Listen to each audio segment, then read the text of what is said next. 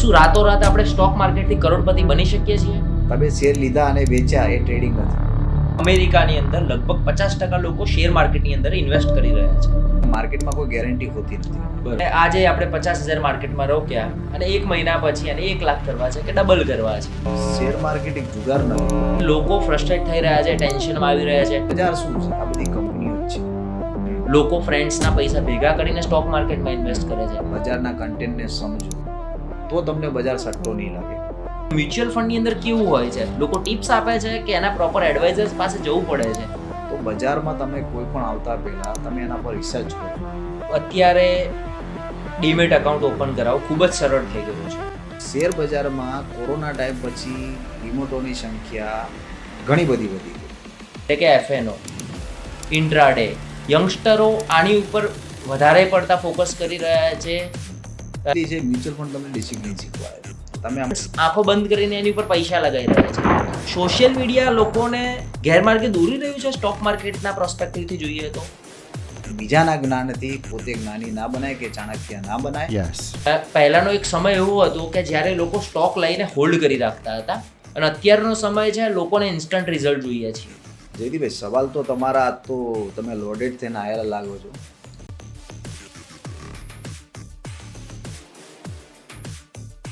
નમસ્કાર, ઘણું બધું યુટ્યુબ ચેનલમાં આપનું હાર્દિક સ્વાગત છે. તો આજે આપણે વાત કરીશું ઇન્ડિયન સ્ટોક માર્કેટની, શેર માર્કેટ. ઘણા સમયથી લોકો શેર માર્કેટને જુગાર તરીકે સમજી રહ્યા છે. તો શું આપ શું કહેવા માંગશો સર? શેર માર્કેટ એક જુગાર છે? ના જયદીપભાઈ, શેર માર્કેટ એક જુગાર નથી. શેર માર્કેટને જુગાર કોણ કહે છે? યા તો શેર માર્કેટ વિશે એને નોલેજ નથી. બરોબર છે. તમે કોઈ પણ વ્યક્તિને કોઈ પણ રેન્ડમ રીતે કંઈ પણ કહી શકો તો ના કહી શકો. બરોબર. બજારને લોકો જે સટ્ટો હોય, જુગાર કે જે અલગ અલગ નામોથી બોલાવતા હોય છે એમાં કોઈ તથ્ય હોતું નથી. બજાર પેલી વસ્તુ તો કોઈ જુગાર છે નહીં. સ્ટોક માર્કેટ, શેર બજાર, ઘણા બધા એના નામો છે. બજાર શું છે? સ્ટોક માર્કેટ શું છે? કે તમે તમારા બાળકોને ભણાઈ ગણાઈને હોશિયાર બનાવો છો. શું વિચારો છો કે આઈટીમાં જાઓ તો આઈટીમાં સારી સારી કંપનીઓ, ઇન્ફોસિસ, વિપ્રો, એચસીએલ ટેક, ઘણી બધી કંપનીઓ હોય છે. એ જ કંપનીઓ બજારમાં લિસ્ટેડ હોય છે. બરોબર છે. તમે એન્જિનિયરિંગ ફિલ્ડમાં તમારા છોકરાને ભણી ગણી હોશિયાર કરતા હો તો તમે શું થાય કે ટાટા સ્ટીલમાં કામ કરે, એબીબીમાં કામ કરે, આવી ઘણી બધી એન્જિનિયરિંગ કંપનીઓમાં કામ કરે. તો બજાર શું છે? આ બધી કંપનીઓ જ છે. બીજું તમે જે એને સટ્ટો કહો છો કે ભાઈ અને તમે બીજા નામ પણ બોલાવો છો, જેમ તમે તમારા બાળકોને ભણાવો છો, એજ્યુકેટેડ કરો છો, તમારું બાળક 12મું ધોરણ થાય, ગ્રેજ્યુએટ માટે 3 વર્ષ બગાડો, ડિગ્રી માટે તમે 5 વર્ષ બગાડો. બરોબર. તો બજારમાં તમે કોઈ પણ આવતા પહેલાં તમે એના પર રિસર્ચ કરો, તમે એનું જ્ઞાન મેળવો, બજારના કન્ટેન્ટને સમજો તો તમને બજાર સટ્ટો નહીં લાગે. બજાર તમને એજ્યુકેટ કરશે અને એજ્યુકેટ થયા પછી બજાર તમને ફાયદો પણ દેશે. ઓકે, તો અત્યારે ડીમેટ એકાઉન્ટ ઓપન કરાવવું ખૂબ જ સરળ થઈ ગયું છે. ઘણા બધા માર્કેટમાં એપ્લિકેશન છે જેના થ્રુ આપણે ડીમેટ એકાઉન્ટ આપનું બહુ જ સરળતાથી ઓપન કરી શકીએ છીએ. અને અત્યારે કોવિડ પછીનો ડેટા જો આપણે જોઈએ તો કોવિડ પછી લગભગ ઘણી એવી મોટી માત્રામાં ડીમેટ એકાઉન્ટ ઓપન થઈ રહ્યા છે. પણ અત્યારે સાથે સાથે એનો ગ્રાફ પણ જોઈએ કે અત્યારે લોકો ફીચર એન્ડ ઓપ્શન એટલે કે એફએનઓ, ઇન્ટ્રાડે, યંગસ્ટરો આની ઉપર વધારે પડતા ફોકસ કરી રહ્યા છે. પહેલાનો એક સમય એવો હતો કે જ્યારે લોકો સ્ટોક લઈને હોલ્ડ કરી રાખતા હતા અને અત્યારનો સમય છે લોકોને ઇન્સ્ટન્ટ રિઝલ્ટ જોઈએ છીએ. તો લોકો ખોટી ટિપ્સ લઈ રહ્યા છે ટેલિગ્રામથી, કે ઘણા બધા ઇનરેગ્યુલેટેડ એડવાઇઝર્સ છે માર્કેટમાં કે એ લોકો સ્ટુડન્ટ્સને ટીપ પણ આપી રહ્યા છે. સ્ટુડન્ટ્સ આંખો બંધ કરીને એની ઉપર પૈસા લગાવી રહ્યા છે અને એ ઘણા મોટી એવી પૈસાની માત્રાનો લોસ થઈ રહ્યો છે માર્કેટમાં. ને પછી લોકો ફ્રસ્ટ્રેટ થઈ રહ્યા છે, ટેન્શનમાં આવી રહ્યા છે. લોકો ફ્રેન્ડ્સના પૈસા ભેગા કરીને સ્ટોક માર્કેટમાં ઇન્વેસ્ટ કરે છે. લોકોને આશા મોટી હોય છે. તો શું રાતોરાત આપણે સ્ટોક માર્કેટથી કરોડપતિ બની શકીએ છીએ? હવે જયદીપભાઈ, સવાલો તમારો લાર્જ સ્કેલમાં ઘણું બધું તમે પૂછી લીધું, કન્ટેનો અલગ અલગ છે એમાં. પણ આજના યુવાનોને હું સંબોધીને આ વાત કરું કે ભ્રમણામાં જીવાથી કોઈ સાગરને મહાસાગર પ્રાપ્ત નથી થતો. બરોબર છે. આશા, ઉમંગ, શક્તિ, એનર્જી બધું યુવામાં હોય છે, પણ માર્ગદર્શનનો અભાવ હોય છે. બરોબર.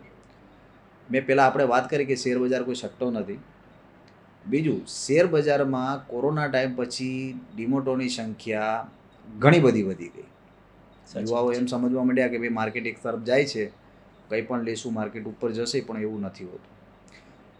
ડીમેટ ફ્રોમ ટ્રેડિંગ એકાઉન્ટ ખોલવું એકદમ અત્યારે લિંક બેઝ થઈ ગયું છે, ડિજિટલ યુગ છે, સરળ છે, પણ સરળતા સાથે નોલેજ મળે છે એ નથી મળતું. આ પણ જો યુવાઓને એમ જ કહેવા માગું છું, કોઈ પણ વસ્તુને કોઈ પણ કન્ટેન્ટ કરતાં પહેલાં કે કોઈ પણ તમે પહેલાં અમે એજ્યુકેટ થાવ. તમે ડીમેટ ખલાઈ લીધું, તમે ટ્રેડિંગ તરફ વળ્યા, તો ટ્રેડિંગ શું છે તમે એને શીખો પહેલાં. તમે શેર લીધા અને વેચ્યા એ ટ્રેડિંગ નથી, એમાં તમે કમાવાના નથી. એમાં કમાશે તો બ્રોકર કમાશે. બરોબર છે. તમારું અર્નિંગ પહેલાં સ્ટાર્ટિંગ તમે કહી શકો કે તમે અર્નિંગ કર્યું, 2 પૈસા મળ્યા, પણ સાથે તમે કોન્સ્ટન્ટે કમાઈ શકશો તે નહીં કમાવો. બીજી વસ્તુ કે ઇન્વેસ્ટમેન્ટ ક્રાઇટેરિયા અને ટ્રેડિંગ ક્રાઇટેરિયા બે અલગ છે. તમે ફ્યુચર ઓપ્શનની વાત કરી, ફ્યુચર અને ઓપ્શન સાથે બે જોડાયેલા છે. બરોબર. ફ્યુચર અને ઓપ્શન જે ડેરિવેટિવ્સ માર્કેટ તમે કહો છો, ઓપ્શન ટ્રેડિંગ તરફ અત્યારનું યુથ જે વળેલું છે, બરોબર છે. હું સિમ્પલ ભાષામાં તમને કહું, અપ્સરા તમે અડવા જાઓ, દેખાય સુંદર પણ તમે દાજવાના એ પાક. બરોબર છે, સાચી વાત છે. તમને જે વસ્તુમાં નોલેજ નથી એ વસ્તુમાં તમે પડશો તો બિગનર લક હશે. ઘણા કહે છે બજારમાં અત્યારે તો પીએલ મૂકેલા છે બધા, પ્રોફિટ એન્ડ લોસ સ્ટેટમેન્ટ, ઘણા બધા ઇન્ફ્લુએન્સરો હોય છે કે પ્રોફિટ એન્ડ લોસના સ્ટેટમેન્ટ, પણ એમાં યુવાઓએ આકર્ષવાની જરૂર નથી. એના તમારે ડેટા ફેક્ટ વિશે તમારે તપાસ કરવાની જરૂર છે, એની સત્યતા વિશે તમારે તપાસ કરવાની છે. એકચ્યુઅલી છે શું આ? તમે અત્યારે ડેરિવેટિવ્સમાં એની લોટ સાઇઝ, એનું માર્જિન તમે એના તપાસ્યું છે? જો તમે પ્રોપર યુઝ નહીં કરો તો તમારું ઘર ખાલી કરતા વાર નહીં લાગે. બરોબર છે. પણ એ જ વસ્તુ તમે પ્રોપર એજ્યુકેટ થઈને જો કામ કરશો તો તમારી વેલ્થ પણ ક્રિએટ થશે. હું એમ કહેવા નથી માંગતો કે આ સાચું છે ને આ ખોટું છે. મારું કહેવાનું કારણ એ છે કે તમે પહેલાં તમે અવેરનેસ લાવો, એજ્યુકેટ થાઓ, તમે એનું અભ્યાસ કરો, એનું શિક્ષણ લો, અને પછી કોઈ પણ વસ્તુ તમે સ્ટાર્ટ કરો. ઓકે, સરે વેલ્થની વાત કરી જ છે તો આપણે એક ઇન્ટરનેશનલ લેવલનો ક્વેશ્ચન ઉઠાવીએ કે અમેરિકાની અંદર લગભગ 50% લોકો શેર માર્કેટની અંદર ઇન્વેસ્ટ કરી રહ્યા છે, અને ભારત દેશની અંદર લગભગ 150 કરોડની વસ્તી છે, એની સામે ફક્ત ને ફક્ત 2 થી 3% લોકો ઇન્વેસ્ટમેન્ટ કરી રહ્યા છે. અને જેટલા લોકો જે જૂના ઇન્વેસ્ટર છે એ લોકો મોટી એવી અમાઉન્ટમાં પૈસા કમાય છે, કરોડોની અમાઉન્ટમાં. તો યંગસ્ટરોને જો એ સ્કેલ સુધી પહોંચવું હોય તો એમને સ્ટોકમાં કેવી રીતે પરચેસ કરાય, કે એફએનઓ કરાય, ઇન્વેસ્ટમેન્ટ કરાય, કે શું કરવું જોઈએ? એમની પાસે કોઈ એવો સીધો સાદો અને સરળ રસ્તો છે કે જેનાથી એ લોકોએ પોતાની વેલ્થ ક્રિએટ કરી શકે, કે એમનો પૈસો સેફ રહે, કેપિટલ સેફ રહે? જયદીપભાઈ, સવાલ તો તમારા તો તમે લોડેડ થઈને આવેલા લાગો છો કે ભાઈ આમ જનતાના સવાલ હોય છે કે વેલ્થ કઈ રીતના ક્રિએટ કરવી. વાત આપણે ટ્રેડિંગની કરીએ છીએ અને વેલ્થ ક્રિએટ કરવાની જો સાથે વાત કરતા હોઈએ તો આ બે રસ્તા અલગ છે. ટ્રેડિંગની લાઈફ ટ્રેડિંગ જેટલી જ હોય, બરોબર છે, અને વેલ્થની લાઈફ હંમેશા લાંબી હોય તો લાંબો સમય પણ આપવો પડે. સાચી વાત છે. ફોરેન માર્કેટની તમે વાત કરી કે યુરોપિયન માર્કેટ હોય કે ડાઉન જોન્સ અમેરિકન માર્કેટ છે, નાસ્ડેક છે, ત્યાંનો આઈટી ઇન્ડેક્સ છે, તો ત્યાંનું બજાર આટલું અવેર છે ને આટલા બધા લોકો પાર્ટિસિપેટ કરી રહ્યા છે. ઓકે, નાની જનતા અવેર છે, નાની જનતા એજ્યુકેટ છે, પોતે અભ્યાસ કરે છે, એના વિશે સમજે છે, તેમ છતાં પણ ત્યાં લોસીસના ચાન્સીસો તો હોય જ. સાચી વાત છે. તો ઇન્ડિયન પર્સ્પેક્ટમાં હું વાત કરું, ઇન્ડિયન યુવાઓને સંબોધીને હું વાત કરું તો અહીંયા પહેલાં કોઈ પણ તમે જેમ કીધું કોરોના કરા પછી આટલા બધા ડિમેટ ખુલી ગયા, પણ એટલા અવેરનેસ કે એજ્યુકેટ આપણે ખરા ના નથી. સાચી વસ્તુ છે. તો એ અવેરનેસ ક્યાંથી આવશે? અવેરનેસ પહેલાં એજ્યુકેશનથી આવશે. તમે પહેલાં પ્રોપર સમજો કે મારે ટ્રેડર બનવું છે યા ઇન્વેસ્ટર બનવું છે. તમે પોતાની જાતને પહેલાં આઈડેન્ટિફાય કરશો, કોઈ તમારી જાતને આઈડેન્ટિફાય નહીં કરી શકે.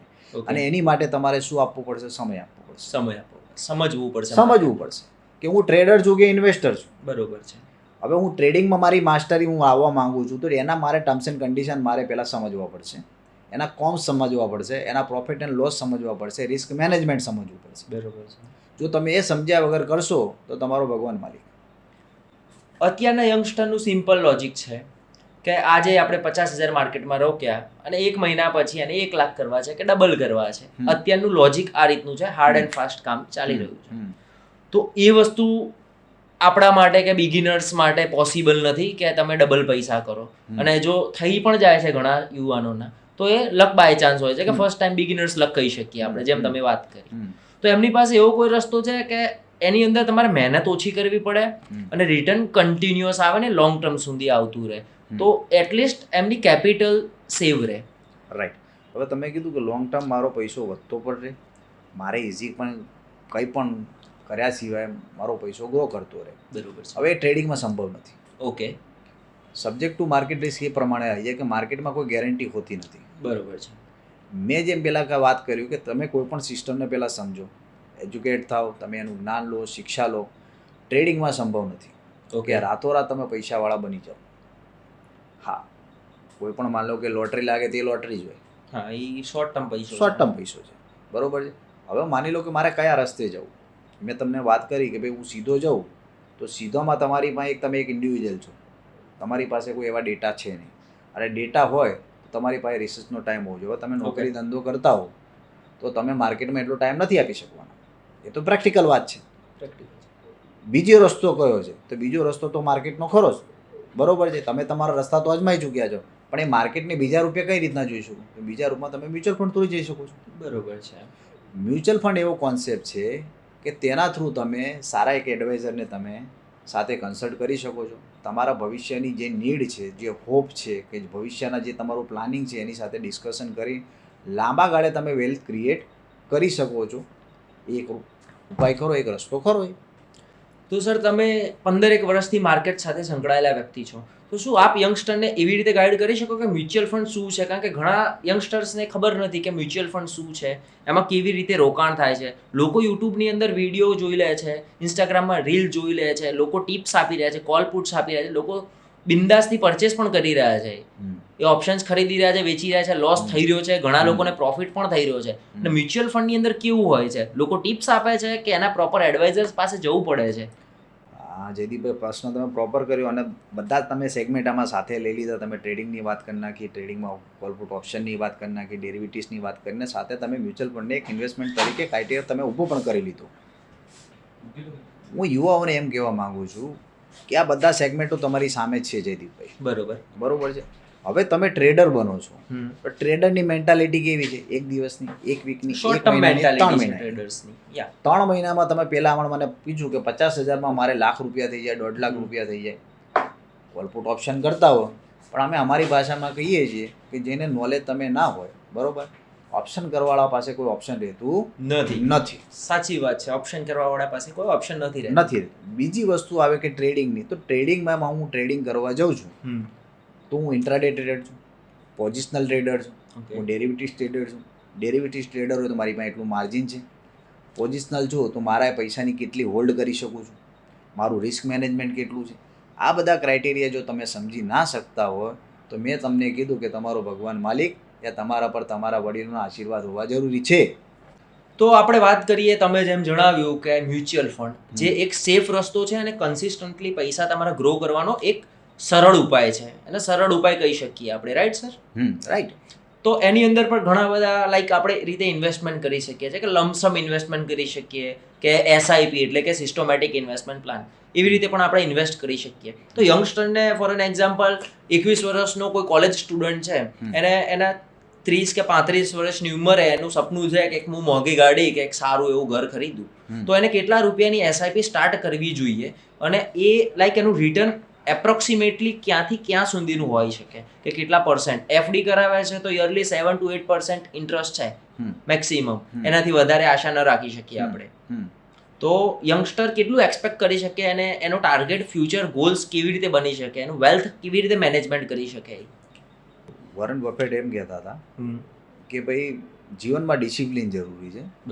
બરોબર છે.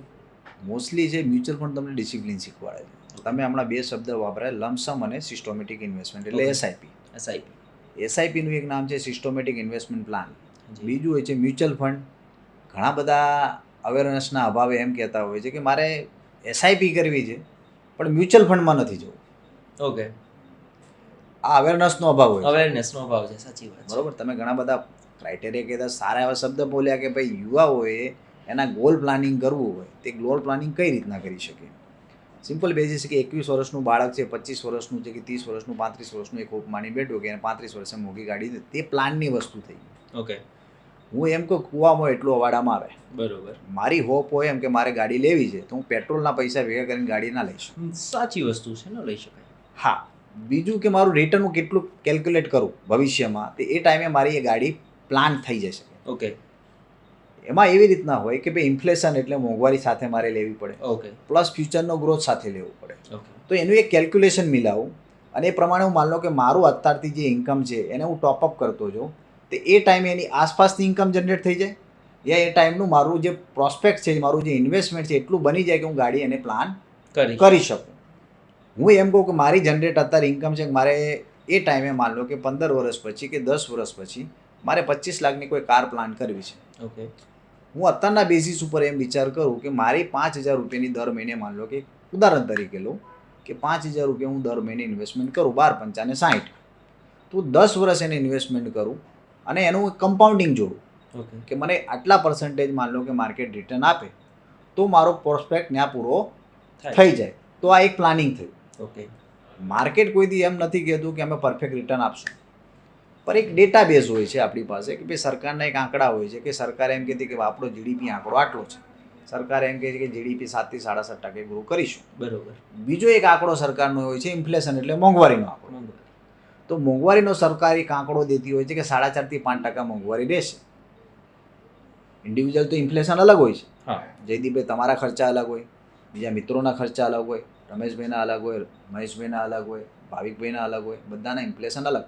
પણ સરકારના ડેટા મુજબ પણ આપણે કહીએ કે 7 ને 5% ગણીએ તો 12% થાય. બરોબર છે. તો માર્કેટને આપણે એક સારો એવો ટાઈમ આપીએ તો એનું કમ્પાઉન્ડિંગ આપણે ગણીએ ભવિષ્યમાં, તો તમારો પૈસો એ પ્રમાણે કે તમારા ટાર્ગેટ મેટ થાય એ પ્રમાણે 100% યા માન લો કે એની આસપાસ પહોંચી જતો હોય છે, પણ ઓનલી ફોર સમય આપવો પડે. ઓકે. તો આપને જેમ વાત કરી કે F&O સેગમેન્ટ છે એ તો લક બાય ચાન્સ જ છે, અને સાથે સાથે આપણે મ્યુચ્યુઅલ ફંડની પણ વાત કરી. તો મ્યુચ્યુઅલ ફંડ એક સેફ રસ્તો છે કે જેના થ્રુ આપણે આપણા સપનાનું ઘર બનાવી શકીએ છીએ, 100%. જે 100% સાચી વસ્તુ છે. તો એની અંદર પણ ઘણા લોકો કન્ફ્યુઝ છે આપણા યુવાનો કે મિડ કેપ લેવું, સ્મોલ કેપ લેવું કે લાર્જ કેપ લેવું, કે એની અંદર ઘણા બધા ડિફરન્ટ ટાઈપની વેરાયટીઝ આપ્યા છે. અત્યારે લોકો માર્કેટમાં માર્કેટિંગ પણ કરી રહ્યા છે. ઘણા લોકો ઇનલીગલી કહી શકીએ કે ટેલિગ્રામ ઉપર ફોર્સ કરી રહ્યા છે સ્ટુડન્ટ્સોને કે તમે પરચેસ કરો અમારા ત્યાંથી, અમારું ડીમેટ ઓપન કરાવો. પછી એક ડીમેટની વાત નીકળી છે તો આપણે એની પર એક વાત કરીએ. શું ગમે આ ડીમેટ એકાઉન્ટ ખોલાવી દેવું જોઈએ કે ઓનલાઈન છે, બ્રોકર છે, કોઈ સબ બ્રોકર છે કે લોકલ બ્રોકર છે, અને જો એની અંદર એ ઓલરેડી તમારા જેટલા પણ હોય છે મ્યુચ્યુઅલ ફંડ એ ક્યાં આગળ આવે છે, લાઈક ડીમેટમાં જ આવે છે કે બીજું કંઈક ઓપ્શન છે? ઘણા યુવાનોને એની પણ હજી અવેરનેસ નથી. આપણે જો સ્ટાર્ટિંગમાં વાત કરીએ જયદીપભાઈ કે ભાઈ મ્યુચ્યુઅલ ફંડ શું છે, તો મ્યુચ્યુઅલ ફંડનો પહેલાં સિમ્પલ ભાષામાં આપણે કોન્સેપ્ટ સમજીએ કે ભાઈ મારી પાસે 200 રૂપિયા છે, બરોબર છે, પણ મારે 2,000નો શેર લેવો છે, તો તમે લઈ શકશો? તો નહીં લઈ શકીએ. તો મ્યુચ્યુઅલ ફંડ શું કરે છે કે 200 રૂપિયાવાળા 10 વ્યક્તિઓ તમે હોવ તો એ 2,000નો તમે વસ્તુ લઈ શકો છો. એટલે મારો તમારો સર્વેનો પૈસો ભેગો થઈને 2,000 રૂપિયા થાય ને એ કન્ટેન્ટ આપણે લઈ લેતા હોઈએ. ઓકે. મ્યુચ્યુઅલ ફંડ સિસ્ટમ ખબર પડી ગઈ તમને. ઓકે. બીજી તમે વસ્તુ કરી કે સિસ્ટમેટિક ઇન્વેસ્ટમેન્ટની, બરોબર છે, કે ભાઈ મ્યુચ્યુઅલ ફંડ કેટલા પ્રકારના હોય છે. તો મ્યુચ્યુઅલ ફંડમાં અલગ અલગ કન્ટેનો હોય છે. મ્યુચ્યુઅલ ફંડ એકચ્યુઅલી 3 પ્રકારના આપણે આઈડેન્ટિફાઈ કરીએ. એક તો એ છે ઇક્વિટી ફંડ, બીજો હોય છે ડેટ, અને ત્રીજો હોય છે હાઇબ્રિડ. ઓકે. હવે હરેક વ્યક્તિ એની કેટેગરી આઈડેન્ટિફાઈ કરી લે કે ભાઈ યુથ હોય એને હું પ્રિફર કરું કે ભાઈ વધારે અગ્રેસિવ છે અને થોડું વધારે રિટર્ન લેવા તરફ જઈ રહ્યા છો તેને ઇક્વિટી ફંડ પ્રિફર હું કરું છું. ઓકે. હું પોતે એમપીનો રજિસ્ટર વ્યક્તિ છું એટલે એ પ્રમાણે પ્રિફર કરી શકું છું. માર્કેટમાં હું ટર્મ્સ એન્ડ કન્ડિશન તમને બોલાવી દઉં કે આ એક એજ્યુકેશન પર્પઝથી છે. ઓકે. તમે કોઈ પણ વસ્તુ માન્ય રાખ્યા પહેલાં તમારા ફાઇનાન્શિયલ એડવાઇઝરની તમારે સલાહ લઈ લેવી. ઓકે. મ્યુચ્યુઅલ ફંડની મેં વાત કરી કે 3 પ્રકારના મ્યુચ્યુઅલ ફંડ છે, ઇક્વિટી, ડેટ અને હાઇબ્રિડ. યુવાઓ ઇક્વિટી તરફ જાય એનું કારણ શું છે કે એમને હાયર રિટર્ન જોઈએ છે. જો પ્રોપર એ ટાઈમિંગ 5 થી 7 થી વધારે જો ટાઈમિંગ આપે છે, માની લો કે ઇક્વિટી ફંડમાં હું તમને કહું કે લાર્જ ફંડ તમે જેમ વાત કરી, બીજા મિડ ફંડ, બીજા સ્મોલ કેપ ફંડ, એમાં અલગ અલગ કેટેગરી આવે છે, ફ્લેક્સી આવે, મલ્ટી આવે, અલગ અલગ કેટેગરી હોય છે, બરોબર છે. તો મારે વધારે રિટર્ન લેવું છે તો મારે એનો એ પ્રમાણે ટાઈમિંગ પણ દેવું પડે. ઓકે. હું ઇક્વિટી ફંડમાં જાઉં છું જયદીપભાઈ, ભાઈ ક્લાયન્ટ મને એમ કહે છે કે કોઈ વ્યક્તિ કે કોઈ મારી પાસે ઇન્વેસ્ટર આવે અને મારે પૂછે કે મારે સારું એવું રિટર્ન જોઈએ છે, બજારમાં જે રિટર્ન આપે છે એની કરતાં થોડું મારે વધારે રિટર્ન જોઈએ છે, અને હંમેશા ક્લાયન્ટ કમ્પેરિઝન કેની સાથે કરતો હોય? એફડી સાથે કરતો હોય છે. એફડી સાથે, સાચી વસ્તુ. ભાઈ એફડીમાં મને માન લો કે 6-6.5-7% રિટર્ન મળે છે, એની કરતાં વધારે શું મને રિટર્ન મળશે? હા, ડેફિનેટલી ઇક્વિટીમાં મળશે, પણ ગેરંટી ફ્યુચરની હોતી નથી, પણ મળે છે. પાસ્ટ ડેટામાં સારું પરફોર્મન્સ ઇક્વિટીએ કરેલું છે. બરોબર. એના અનુસાર તમે ઇક્વિટી માર્કેટમાં લાર્જ કેપ ફંડમાં હંમેશા ટાઈમિંગ તમારો 5થી વધારે વર્ષનું હોવું જોઈએ. ઓકે. મિડ કેપ અને સ્મોલ કેપમાં 7 વર્ષથી વધારે તમે ટાઈમિંગ આપો તો તમને બધા એસેટ ક્લાસ કરતાં સારું રિટર્ન અહીંયા બનશે. ઓકે, તો અત્યારે આપણા યુવાનોને ખબર પડી ગઈ છે કે મ્યુચ્યુઅલ ફંડ શું છે, પણ પછી ઘણાના મગજમાં એવો પ્રશ્ન ઉદ્ભવ્યો છે કે આની અંદર કેટલા રૂપિયા મિનિમમ આપણે રોકી શકીએ? જેમ કે સ્ટોક માર્કેટની અંદર સ્ટોક પરચેસ કરીએ તો સ્ટોક તો 500 રૂપિયાનો પણ આવે છે અને પેની સ્ટોક જે 2-5 રૂપિયાના પણ આવી રહ્યા છે. લોકોને એવું છે કે સ્ટોક માર્કેટમાં ઇન્વેસ્ટ કરવા લાખો રૂપિયા જોઈએ, કે મ્યુચ્યુઅલ ફંડ માટે 2 લાખ કે 5 લાખ જોઈએ. તો કેટલા રૂપિયાથી એક યુવાન વયનો સ્ટુડન્ટ કે જે પણ હોય કેવી રીતે ઇન્વેસ્ટ કરે, કેટલા રૂપિયા સ્ટાર્ટિંગમાં ઇન્વેસ્ટ કરવા જોઈએ, એની મિનિમમ ક્રાઇટેરિયા શું છે એના માટેના? હા જયદીપભાઈ, મેં હમણાં તમને વાત કરી કે તમે જો સીધું ઇન્વેસ્ટમેન્ટ કરવા જતા હોય તો મારે તો કે ચાંદ સુધી જવું છે, મારે તો મંગળ ગ્રહ સુધી જવું છે, પણ એટલી મારી રીચ કરી ના નથી. બજારમાં એવી કંપનીઓ જેમ કે રિલાયન્સ સારી કંપનીઓ, એક ઉદાહરણ તરીકે કહેવા માગું છું, મારું કોઈ સજેશન છે નહીં કે તમે એમાં ઇન્વેસ્ટમેન્ટ કરો. મેં પહેલાં પણ કીધું છે કે આ એક એજ્યુકેશન પર્પઝથી છે, એટલે સીધા કોઈ લેવું નહીં, અને લો તો તમે તમારા ફાઇનાન્શિયલ એડવાઇઝરની સલાહ કરીને કોઈ પણ સૂચન કરીને ભાઈ તમારે બાય સેલ કરવું, એ ઇન્વેસ્ટમેન્ટ કરવું. મેં તમને ઉદાહરણ તરીકે મારે એમઆરએફનો શેર લેવો છે. ઓકે. એમઆરએફનો એક શેરનો લાભ 1 લાખ રૂપિયા ઉપર છે. હાજી. રિલાયન્સની વાત કરું તો 2,500નો શેર છે, ઇન્ફોસિસની 1,500 ઉપરનો શેર છે, મારે ડીમાર્ટનો લેવો તો એનો 4,000 ઉપરનો પ્રાઇસ છે. ગમે છે બધું મને, પણ હું સીધું લઉં તો એટલા પૈસા નથી મારી પાસે, યા બીજું સીધું લઉં તો રિસ્ક ફેક્ટર મારું વધી જશે. વધે તો સારું લાગે, પણ ઘટે તો નુકસાન પણ એટલું જ છે. નુકસાન પણ એટલું છે. પણ મ્યુચ્યુઅલ ફંડમાં તમને આ શું છે, ફ્લેક્સિબિલિટી તમને આપેલી છે. ઓકે. જયદીપભાઈ, નાનામાં નાનો માણસ છે ને મ્યુચ્યુઅલ ફંડથી પોતાનું ઇન્વેસ્ટમેન્ટ જર્ની સ્ટાર્ટ કરી શકે છે. ઓકે. નાનામાં નાની અમાઉન્ટ તમે જેમ વાત કરી, તો એ ક્યાંથી સ્ટાર્ટ થાય છે? લોકો ક્યુરિયસ છે એ જાણવા માટે અત્યારના. હું વાત કરું કે સિટીની વાત કરું કે ભાઈ સામાન્ય અત્યારે કહીએ તો ઘણી બધી એમસીઓ એવી છે કે 100-200 રૂપિયાથી પણ સ્ટાર્ટ કરી શકે છે. ઓકે. પણ આપણે એક સર્ટન એમાઉન્ટ કહીએ કે ભાઈ કોઈ પણ સામાન્ય વ્યક્તિ હોય 500 રૂપિયા દર મહિને બચાવીને કરે તો 500 રૂપિયાથી સ્ટાર્ટ કરી શકે, 1000થી સ્ટાર્ટ કરી શકે, 5000થી. જે તમારી દર મહિને સેવિંગની રકમ હોય એને તમે એસઆઈપી સ્ટાર્ટ કરી શકો છો. એટલે મેં તમને વાત કરી કે 100-200 રૂપિયા, 500 રૂપિયાથી પણ તમે એસઆઈપી સ્ટાર્ટ કરી શકો છો. ઓકે. તો સરના કહેવા પ્રમાણે એવું રિઝલ્ટ નીકળે છે કે કોઈ પણ યંગસ્ટર છે જે ફક્ત ને ફક્ત 100 રૂપિયાથી એસઆઈપીની અંદર એમનું મ્યુચ્યુઅલ ફંડ ઇન્વેસ્ટમેન્ટ સ્ટાર્ટ કરી શકે છે, અને પણ સપનું હોય એમનું એ ટુ લાઈક ટાઈમ આપીને એક કમ્પ્લીટ કરી શકે છે. તો શું આ ફેક્ટ છે? અત્યાર સુધી હું તમને આંકડા કહું, મ્યુચ્યુઅલ ફંડની હિસ્ટ્રી માન લો કે એ પણ ઘણી જૂની થઈ ગઈ છે મ્યુચ્યુઅલ ફંડમાં. સડનલી હમણાં કોરોના કાળ પછી તો જે માર્કેટમાં જે તેજી કે રેલી ચાલી રહી છે, સારા લોકોને સારા રિટર્ન મળી રહ્યા છે, પણ ઓનલી પર જે લોંગ ટર્મ ઇન્વેસ્ટરો પણ છે, જે 2000 સાલ પહેલાં પણ જે લોકોએ ઇન્વેસ્ટમેન્ટ કર્યા છે, પરફોર્મેન્ટ ડેફિનેટલી એટલા સારા પરફોર્મન્સ આપેલા છે. જે પણ ઇન્ડિયન કન્ટ્રીમાં રહેતા હોય, જેને ઇન્ડિયનની ઇકોનોમી ઉપર, ઇન્ડિયાના દેશ ઉપર, ઇન્ડિયાની જનતા પર જેને વિશ્વાસ છે, ઇન્ડિયાના ગ્રોથ સ્ટોરી પર જેને વિશ્વાસ છે, એને ઇન્ડિયામાં રોકાણ કરવું જોઈએ, દેશમાં રોકાણ કરવું જોઈએ. અને સારામાં સારા ફોરેનરો, અધર કન્ટ્રીઝવાળા જો ઇન્ડિયામાં આવીને ઇન્વેસ્ટમેન્ટ કરતા હોય તો વાય ઇન્ડિયાના વ્યક્તિઓએ ઇન્વેસ્ટમેન્ટ ના કરવું જોઈએ. જેમ તમારો પહેલો પ્રશ્ન હતો કે ગ્લોબલ માર્કેટના તમે ડેટા કીધા કે 50% અબાઉ જે લોકો ઇન્વેસ્ટમેન્ટ કરે છે ને 140 કરોડની વસ્તીમાં હજી 3, 3.5, 4, 4.5% આસપાસ જો ઇન્વેસ્ટમેન્ટ આપણે કરતા હોય તો લાર્જ સ્કેલમાં આપણી પાસે ઓપોર્ચ્યુનિટી છે. તો આપણે એક પોઈન્ટ લઈએ આના ઉપરથી કે ઇન્ટરનેશનલ માર્કેટ્સના લોકો એફડીઆઈ ઇન્ડિયાની અંદર સારી એવી અમાઉન્ટમાં આવી રહ્યું છે. યરલી લાખો કરોડો ડોલર્સનું આપણું ઇન્વેસ્ટમેન્ટ ભારત દેશની અંદર થઈ રહ્યું છે, પણ આપણા યુવાનો નથી ઇન્વેસ્ટ કરી રહ્યા. એ જાગૃત થઈ રહ્યા છે ધીમે ધીમે, બટ એ લોકો અટ્રેક્ટ થઈ રહ્યા છે ક્યાંક ને ક્યાંક સોશિયલ મીડિયાના કારણે. કે સોશિયલ મીડિયાની અંદર રીલ જોઈ, કોકના ગ્રીન્સ જોયા, બધા ગ્રીન પોઝિટિવ સાઇન જોયા, લોકોના પીએનએલ સ્ટેટમેન્ટ્સ જોયા, એમાં કરોડોનો પ્રોફિટ છે, એ જોઈને લોકો અટ્રેક્ટ થઈ રહ્યા છે. તો શું સોશિયલ મીડિયા લોકોને ગેરમાર્ગે દોરી રહ્યું છે સ્ટોક માર્કેટના પ્રોસ્પેક્ટિવથી જોઈએ તો? કોઈ પણ હોય એના બે પાસા હોય જયદીપભાઈ. હાજી. પોઝિટિવ અને નેગેટિવ, સાચા અને ખોટા. હું કયા લેવલે એ વસ્તુને જોઉં છું? હું યુથને એ કહેવા માગું છું, તમે જુઓ, હરેક વસ્તુ જુઓ, જોવા માટે બનેલી છે, પણ એના તથ્ય સુધી જાઓ, એના ડેટાની તમે ચકાસણી કરો. ઓકે. મેં ટ્રેડિંગની વાત કરી, પણ તમે કોઈ દિવસ એમાં વિશે જ્ઞાન લીધું છે, એના વિશે એજ્યુકેટેડ તમે થયેલા છો? જો મને એનું જ્ઞાન હોય તો મારી માટે એ વસ્તુ સરળ થઈ જાય છે. સાચી વાત છે.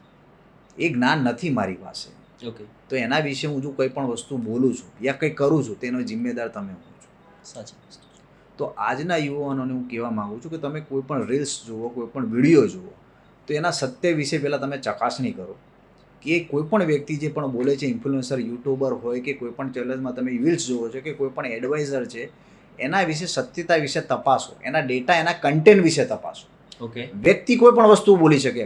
કાલાવારે ભરતભાઈ પંચાલ તમને કંઈ પણ વસ્તુ બોલીને જતા રહ્યા, જયદીપભાઈ સવાલ પૂછ્યો, હું તમને બોલીને જતો રહ્યો, પણ એની સત્યતા વિશે તો તમે તપાસો. મ્યુચ્યુઅલ ફંડ વિશે અમે જે બોલીએ છીએ એના ડેટા તમે કોઈ પણ વેબસાઇટ ઉપર જાઓ, જે ફાઇનાન્શિયલ વેબસાઇટો છે એના ડેટા તમારી સામે મૂકેલા છે, અને સારામાં સારું રિટર્ન એવી ડેટા હોય તમને એ માર્કેટે તમને આપેલું છે. ઓકે. તો આપણે એવી રીતે જોઈએ તો માર્કેટનો ડેટા ઓનલાઈન ઉપલબ્ધ છે દરેક વસ્તુનો. જેમ સરે વાત કરી કે કોઈ પણની રીલ્સ જુઓ તમે, ઇન્સ્ટાગ્રામની અંદર જુઓ કે યુટ્યુબના વિડીયો જુઓ, તો એની અંદરથી નોલેજ લો, પણ જે જરૂરી છે એ તમે નોલેજ એક્વાયર કરો, અને જે અનનેસેસિટી ડિટેલ્સ છે એને તમે ભૂલી જાઓ, કાં તો એની પ્રોપર સત્યતા ચકાસો કે એ માણસ ઓથોરાઇઝ સેબીનો એડવાઇઝર છે કે નથી. બિકોઝ અત્યારે માર્કેટમાં ફ્રોડ ઘણા ટાઈમથી ચાલી રહ્યા છે અને સેબી એને ટ્રાય પણ કરી રહી છે રોકવાનો, પણ છતાં પણ સોશિયલ મીડિયાના માધ્યમથી લોકો કન્ટિન્યુ એ સ્પ્રેડ થઈ રહી છે વસ્તુ. તો એની ઉપરથી એક બીજો પોઈન્ટ ઉદ્ભવે છે કે સ્ટોકની અંદર ઇન્વેસ્ટ કરવા માટે તો તમારે ગ્રાફ જોવા પડશે, ઘણા પ્રકારના એનાલિસિસ કરવા પડશે, ફંડામેન્ટલ એનાલિસિસ આવશે, ટેકનિકલ એનાલિસિસ આવશે. શું મ્યુચ્યુઅલ ફંડની અંદર કોઈ એનાલિસિસ કે ગ્રાફ જોવાની જરૂરત છે? હું તમને એમ કહું, કોઈ પણ વસ્તુ હોય, જેમ કે હું કહું સામાન્ય વસ્તુઓ, ઇન્ડિયન મેન્ટાલિટી એવી રીતના છે કે ભારતવાસીની મેન્ટાલિટી એવી છે કે કંઈ પણ વસ્તુ લેતા પહેલાં તમે 1 ને 10 વાર વિચારો છો. પણ આમાં વિપરીત વસ્તુ છે. તમે શેર બજારમાં એ મ્યુચ્યુઅલ ફંડમાં લોકો આવે છે તે એના વિશે રિસર્ચ કરતા નથી. સાચી વાત છે. તમે ડિપેન્ડન્ટ છો. હું વસ્તુ તમને એમ કહેવા માગું છું કે શેર બજારમાં તમે સીધી એન્ટ્રી કરો. પહેલાં આપણે બજારની વાત કરીએ, પછી મ્યુચ્યુઅલ ફંડ થ્રુ આવીએ. બજારમાં એન્ટ્રી તમે પહેલાં કરો છો તો મારું કહેવાનું વસ્તુ એ હતા કે તમે કોઈ ઇન્ફ્લુએન્સરનો, યુટ્યુબરનો, યા માન લો કે કોઈ જ્ઞાની વ્યક્તિનો તમે વિડીયો જોઈ લીધો, પણ એ જે કન્ટેન્ટ બોલે છે એ કન્ટેન્ટની તમે તપાસ કરી. એ કીધું છે એ સત્ય નથી, યા સત્ય છે એના તમે પરે તમે જાઓ, પણ તમે એ વસ્તુની તમે પહેલાં તપાસણી કરો, અને એમાં તમને લાગતું હોય કે આ વસ્તુ વ્યક્તિ પ્રોપર બોલે છે, એ પ્રમાણે તમે કરો. ઓકે, એ ડિસિઝન તમારું હોય છે. ઓકે. પણ હું તમને એમ કહી દઉં કે આ વસ્તુ પ્રોપર છે ને તમે એ વસ્તુ કરી નાખો ને તમારીથી વિપરીત વસ્તુ ગઈ, એમાં સામે વાળો દોષી નથી હોતો. સાચી વસ્તુ છે. અવેરનેસની વસ્તુ પહેલાં આપણે પ્રિપેર બનીએ, આપણે એજ્યુકેટેડ બનીએ, આપણે જ્ઞાન લઈએ અને પછી એના વિશે કરીએ. ઓકે. બીજી વસ્તુ મ્યુચ્યુઅલ ફંડની, જેમ સ્ટોક માર્કેટમાં તમે ચાર્ટ જુઓ, તમે માન લો કે કોઈ એના ફંડામેન્ટલ રિસર્ચ કરો કે ટેકનિકલ રિસર્ચ કરો, તો મ્યુચ્યુઅલ ફંડમાં તમારો એડવાઇઝર હોય છે, ડિસ્ટ્રીબ્યુટર હોય છે. તમે એની પાસે તમારા ભવિષ્યના જે પણ તમારા હોપ હોય, તમારા ગોલ્સ હોય એના વિશે ચર્ચા કરો, તમે ફંડ વિશે ચર્ચા કરો. એમાં તમને લાગતું હોય કે સામાવાળો વ્યક્તિ જે છે એ તમને પ્રોપર ગાઈડન્સ આપી રહ્યો છે અને તથ્ય પર વાત કરી રહ્યો છે, તો સીધો રસ્તો છે. તો સરના કહેવા પ્રમાણે યંગસ્ટર્સને જો મ્યુચ્યુઅલ ફંડની અંદર ઇન્વેસ્ટમેન્ટ કરવું હોય તો એમના પ્રોપર ઇન્વેસ્ટર્સ જેટલા પણ એમના છે રેકમેન્ડેશન કરવાવાળા કે એમના એડવાઇઝર, જે સેબી રજિસ્ટર્ડ એડવાઇઝર છે, એમનો કોન્ટેક્ટ કરવો જોઈએ અને એમની સાથે રહીને એમની સલાહ, એમના એક્સપિરિયન્સનો ઉપયોગ કરીને ઇન્વેસ્ટમેન્ટ કરશો તો ડેફિનેટલી એનું રિટર્ન સારું એવું પણ આવશે અને તમારી વેલ્થ ક્રિએટ થશે. અને જો તમે યુટ્યુબ ઉપરથી જોઈને ઇન્વેસ્ટ કરશો તો એ લક બાય ચાન્સની જ વાત રહેશે, તો પણ કે કદાચ પૈસા આવશે, કદાચ ડૂબી પણ જશે. 100%. તો પછી જતાં જતાં આપણે પોડકાસ્ટનું અહીંયા સમાપ્તિ કરીશું, અને તમે જતાં જતાં આપણા યુવાનોને શું મેસેજ આપવા માંગી રહ્યા છો સર? જયદીપભાઈ, યુવાનો માટે એક જ મેસેજ છે કે પહેલાં તમે અવેરનેસ કેળવો, જ્ઞાન મળવો, શિક્ષિત બનો, આંધળું ક્યું ના કરો. દુનિયામાં બધું અત્યારે ડિજિટલ થઈ ગયું, ડિજિટલમાં બધું તમને દેખાશે, પણ એ પાછળના તથ્યો તપાસો. તમે તમારો જાતે એક્સપિરિયન્સ કરો, તમે ટ્રેડિંગ કરો, ઇન્વેસ્ટર બનો કે વેલ્થ ક્રિએટ કરો, પણ એ ક્યારે થશે કે જ્યારે તમે પોતે અવેર હશો, તમે શિક્ષિત હશો, તમે જ્ઞાન તમે પોતે અર્પણ કરેલું હશે. ઓકે. બીજાના જ્ઞાનથી પોતે જ્ઞાની ના બનાય કે ચાણક્ય ના બનાય. વોરેન બફેટે જ્ઞાન પોતાનું લીધેલું છે, રાકેશ ઝુંઝુનવાલા કે બીજા ઘણા મોટા ઇન્વેસ્ટર તમને વાત કરું કે દુનિયાના મોટા ઇન્વેસ્ટરો કે ટ્રેડરો બની ગયા એ પોતાની સ્વબુદ્ધિથી સ્વ એજ્યુકેટેડ થઈને સ્વશિક્ષિત થઈને પોતાને હાંસલ કરેલું છે. એટલે પહેલાં હરેક યુવાનોને મારે કહેવાનું છે કે બે હાથ જોડીને કહેવાનું થાય છે કે પહેલાં તમે જાત અનુભવ કરો, શિક્ષિત બનો, એનું જ્ઞાન લો અને પછી કોઈ પણ કાર્ય કરો. અને સાથે સેબી રજિસ્ટર્ડ એડવાઇઝર યા ફાઇનાન્શિયલ સર્ટિફાઈડ એડવાઇઝરની સલાહ લો. રેન્ડમ કોઈ પણ વ્યક્તિ પાસેથી એડવાઇસ લેવાનું તમે ટાળો. તો જતાં જતાં આપણા વ્યુઅર્સને કહીશું કે જો તમારા કોઈ પણ ક્વેશ્ચન હોય તો તમે કોમેન્ટ કરો, સબસ્ક્રાઇબ કરો, શેર કરો આ વિડીયો તમારા મિત્રો સાથે અને લાઈક જરૂરથી કરજો.